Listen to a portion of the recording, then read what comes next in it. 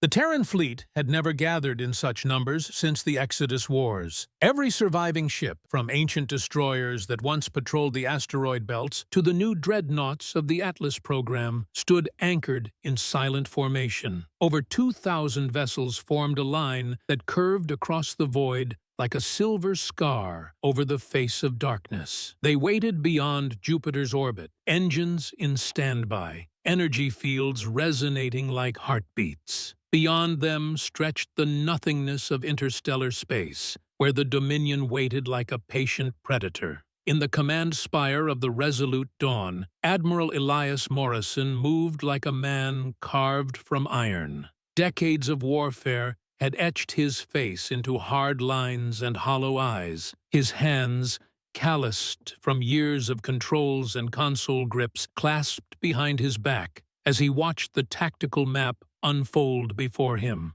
The fleet shimmered as blue points of light, each dot a crew of thousands, each signal a promise of blood and sacrifice. He had known this moment was inevitable. Humanity had stretched too far, colonized too fast, believing that the quiet between the stars was peace. It wasn't peace. It was the silence of an unseen predator's breath. The Jar Dominion had been watching, measuring, waiting. They struck the frontier worlds first, Vega, then Damaris, then the twin moons of Thessal Prime. Whole populations vanished in hours, cities burned into glass, orbital stations reduced to drifting bones, and Earth, far behind the front, argued about policy and treaties, blind to the fires that consumed her children. Morrison had buried more than soldiers. He had buried an entire generation's faith. That was why this operation, codenamed Final Aegis, was not defense. It was retribution. On Deck 9, below the command spire, Captain Blake moved through the battle corridors,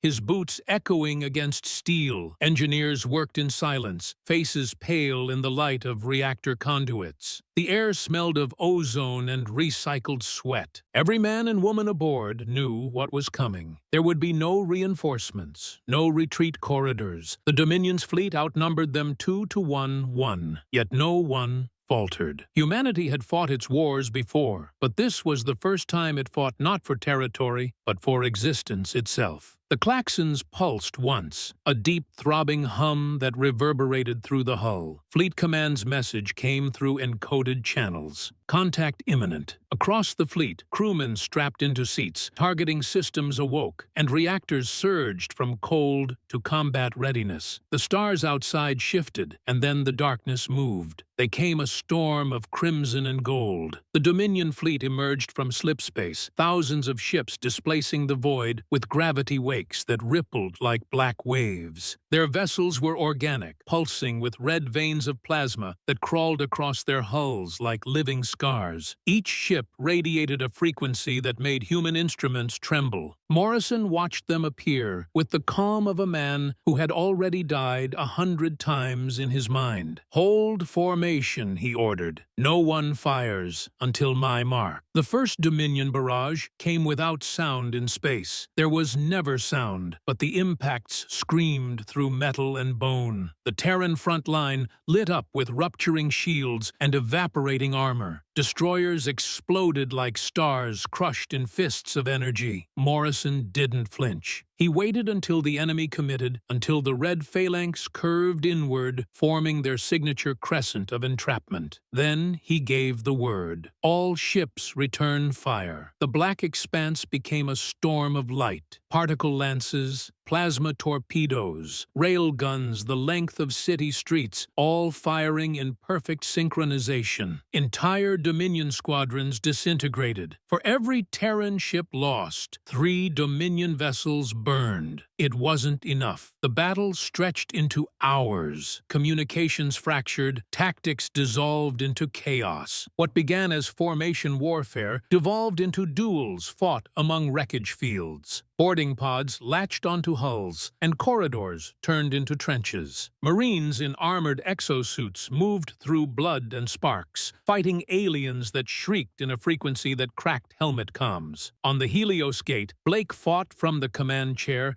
as if it were an extension of his body. "Target their reactors! Ignore their armor!" he shouted. voice cutting through static. Each order was another thread holding the line together. When an explosion ripped through Deck 12, he didn't move. He couldn't afford to. The ship's AI reported reactor instability. He rerouted power manually, knowing it might kill him. Around him, crew members bled at their posts, but never abandoned them. In the midst of the carnage, something shifted. Dominion carriers began releasing massive objects, kilometer-long shards of unknown composition. They drifted slowly, pulsing with energy, then ignited. Planetary-class bombardment weapons designed to vaporize moons. The Dominion had brought extinction to the field. Morrison watched the sensors flare white. His officers panicked. "Admiral, if they fire those," he raised a hand. "They won't. Not yet. They want us to watch." He understood the psychology of annihilation. It was never enough to kill. The enemy needed to break hope. Morrison had seen it before on Vega. He would not see it again. He turned to the tactical AI upload protocol Sigma. The machine hesitated. "Admiral, confirmation required from High Command." Morrison's eyes hardened. "Override. My authority." The AI complied. Across the fleet, encrypted signals transmitted the hidden code of humanity's most dangerous secret. The Atlas Initiative had been myth for decades. Experimental weapons buried beneath the Martian crust, powered by quantum singularities and forbidden by every known treaty. They were built not to win wars, but to end civilizations. Now, Morrison armed them. The Resolute Dawn's lower decks trembled as containment chambers opened. A white glow spread through the ship's spine, so bright it washed color from the air. Morrison looked through the viewport and saw his reflection dissolve into the light. "For the dead," he whispered. Then he gave the final command. The Atlas array fired. No sound, only light. A wave of energy rippled through space, bending it like liquid. Dominion ships nearest the blast imploded, crushed into singularities. The shockwave consumed half their formation in seconds. The survivors scrambled, their crescent shattered, their formations collapsing into disarray. Morrison felt the energy rip through his ship's structure. Systems failed, shields flickered, and every console burned white. The Resolute Dawn was dying, but the battle turned. Blake saw it happen through the debris cloud, the Dominion faltering, the impossible weapon rewriting the field. He rallied the remaining ships, calling every surviving captain to converge. What followed was not order, but fury. Terran ships, broken and bleeding, charged into the enemy's heart. They rammed cruisers, detonated reactors, used their own corpses as weapons. The Dominion screamed through the comms, but their language had no word for desperation. On the bridge of the Resolute Dawn, Morrison stood amid fire and smoke, the stars outside glowing with the aftermath of annihilation. The ship's AI reported catastrophic failure. "Admiral," it said, "core collapse in 30 seconds. Morrison ignored it. He keyed in one last transmission, broadcasting fleet-wide. "To all Terran vessels," he said, his voice hoarse but steady, "this is not the end. We are the descendants of those who built cities on fire and called them home. We are not ashes. We are the flame." He deactivated the safeties, sealing his fate. The reactor detonated. The explosion tore through the Dominion flagship, igniting a chain of destruction that spread across the field. Blake watched the light engulf everything. His ship's hull peeled apart. Alarms screaming. He ordered emergency venting,